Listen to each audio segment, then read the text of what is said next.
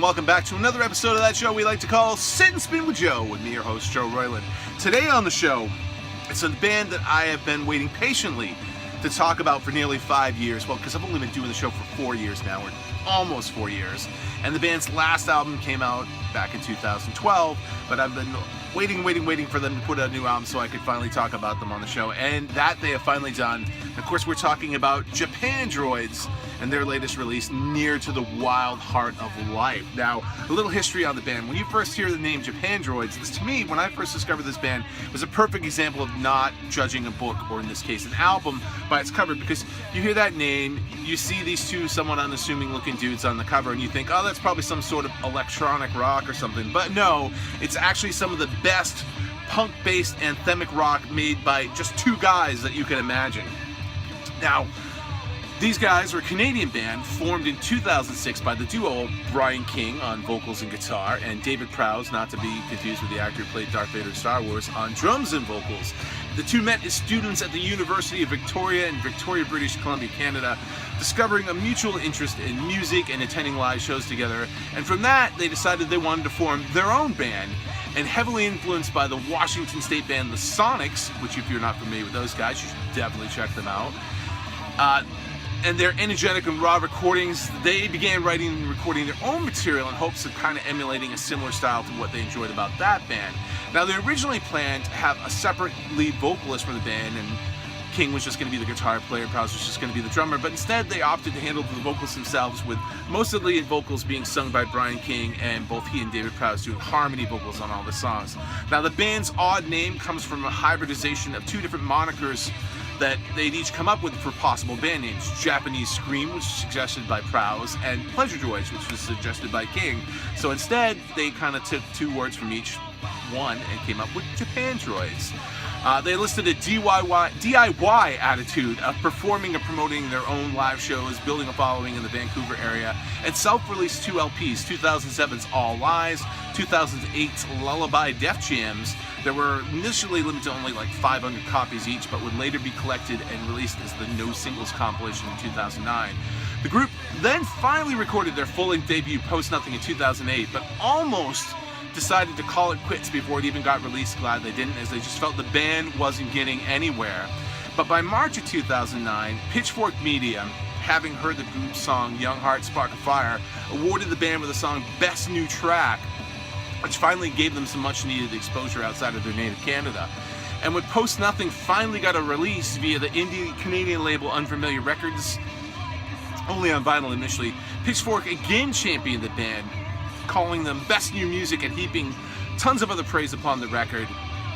And when the band finally signed to Polyvinyl Records in June of 2009, the album would be released worldwide in August of that same year, and where it continued to pick up even more accolades by other media outlets all over the world, and even made several year-end best lists. They toured extensively behind that album for almost 2 years, earning further praise and high marks for their energetic live shows. Now, I still hadn't caught up to the band at this point. It wouldn't be until their sophomore release, 2012 Celebration Rock, which is where I finally discovered the band, and they came into my circle of influence.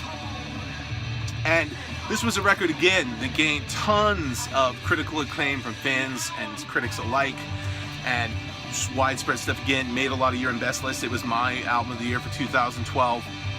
And it was a record that saw them expand upon their material with a bit more of a commercial approach and a newfound lyrical ambition to their tunes. Originally, they didn't put too much effort into the lyrics, but with this album, they really started focusing on them, and there's tons of great lyrics on that album. And the music itself was kind of a mix of classic and punk rock influences. You could definitely hear some early Alarm, a little bit of The Clash, maybe even a smidge of Rancid, especially in the shout-along anthemic choruses, and all just set against driving distorted guitars and breakneck drumming. Songs like House That Heaven Built, Nights of Wine and Roses, which is the first tune I heard by the band, it just totally sold me on them. Adrenaline Night Shift, Younger Us, and even the gentle album closer, Continuous Thunder. Just great stuff on a great album full of great tunes. Definitely get this one if you haven't yet. And kind of as a cool nod to the album's title, the album actually opens with and closes with the sound of fireworks, which is kind of a neat touch. And again, the band went out and performed tons of shows, touring again for like another 2 years. They played over 200 shows in more than 40 countries. And after that, they took a 3-year hiatus and a much-needed break, just took time apart from each other. Finally got around to saying, hey, let's make another record again. And by then, it's early 2015. They holed up in a house they rented in New Orleans, and at first just kind of started jamming together again to remember what it was like to be in a band together. Started writing some new material then, but there was a further hold up on actually recording because the group really wanted to work with producer Peter Cadis, known for his, stuff he's done with Interpol and The National, 2 other bands I really like. And so that held up the proceedings a bit because they wanted to work with him, so they had to wait for him to be free, and finally he was, and that brings us to where we're at now with their new album, Near the Wild Heart of Life. Now, this record finds the group now on the anti-label worldwide, except for in Canada where they're now on Arts and Crafts Records, and with this record the guys say that it is their first true attempt at making a proper studio album, and to that end, it definitely features some growth sonically and stylistically. There's diversity to the music. Instead of the more raw sound of their previous releases, the album has more of a polished aesthetic to it, and also finds them experimenting with a lot of new sounds and new instruments as well. There's the introduction of keyboards and synthesizers, actual bass guitar, acoustic guitar instead of just electrics, and even overdubs for the first time ever, yet loses nothing about what made the band so appealing in the first place, as proved by the album's opening track, which you just heard, and the title track, Near the Wild Heart of Life, which is just a roaring rocker with whoa-style refrain choruses. And from there, we start to step into the acoustic guitars and new sounds for the band of the Road Travelong song North, South, East, West, which you're hearing right now. And while the album's next cuts slow the pace down to a more mid-tempo feel, they also highlight the addition of synthesizers to the band's proceedings on songs like True Love and The Free Life of Free Will. These are long titles to try to wrap your tongue around, so bear with me if I bumble them. Which is set against a nice military-style drum beat. I'm Sorry for Not Finding You Sooner, which is probably the shortest cut on the album, but a lot of very synth-heavy. And then that's followed by Side 2 album opener and the epic song Archivar, which is the longest track on the album, which is unlike anything you would experience on the Japandroids album previously. From there we go into Midnight to Morning, which brings back in the acoustic guitars in its intro, but transitions into more of a rocker during its choruses. And next up would be While No Known Drinker Drug. See, told you it was going to bumble these. Features more of the frenetic pace that the group is usually known for, and the album finishes out on the perfect closing cut in A Body Like a Grave. Yeah, there's only 8 tracks on the album. It's kind of something that they've done with all their albums. They just keep it to 8 tracks, but it's all killer, no filler, so I can't complain with that at all. But this record, to me, it wasn't as immediate as Celebration Rock was, but that's a good thing because it's just new stuff to explore on this record, so you have to kind of give yourself a little bit of time to become accustomed to and adjust to like the newer sounds and like let them sink in and appreciate them for what they are. So not a bad thing that I didn't like it right off the bat, just like I did Celebration Rock, but it's proved to be yet another worthy addition to great albums for 2017. And if Celebration Rock, hypothetically, I'm not sure if this was about, but kind of the vibe I get from it, if that album was commemorating youth and being ready to charge out bravely into the world, then the themes on Near the Wild Heart of Life is about kind of coming home from those adventures and regaling the audience with the tales that they experienced.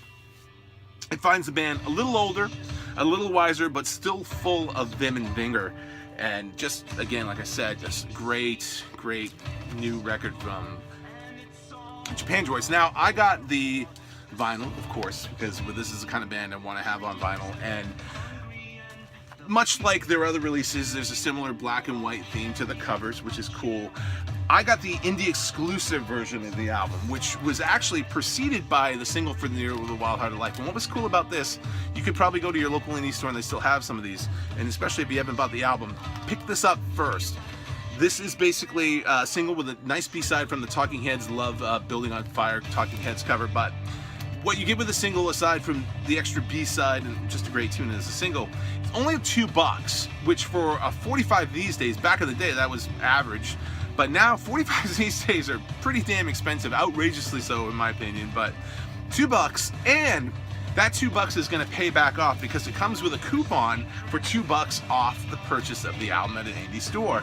Now, this is the indie version of the album. There's a regular standard black version, but I opted for this because, especially with the $2 off coupon, it kind of evened out. But it's a really nice presentation. You get this really cool, nice like Obi strip style thing. A little bit thicker of a package because there's a lot of goodies housed in here. There's a poster, which I'm not going to open up.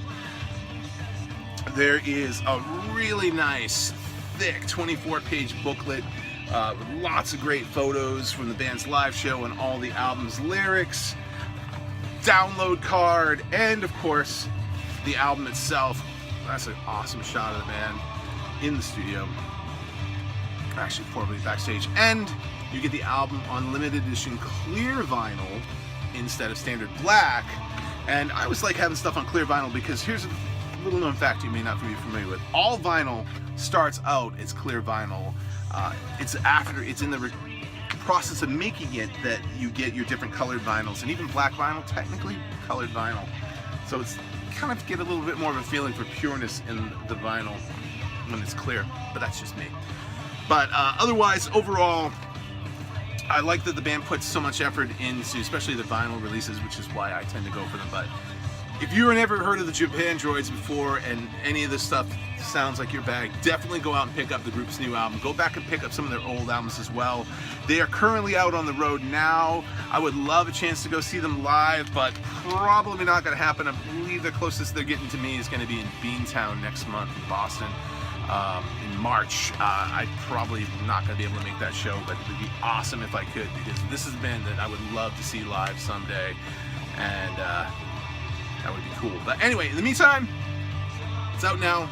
Pick it up, vinyl, pick it up, CD, pick it up, get a digital download if that's your thing. But if you're a true music aficionado like me, this is the way to have this record.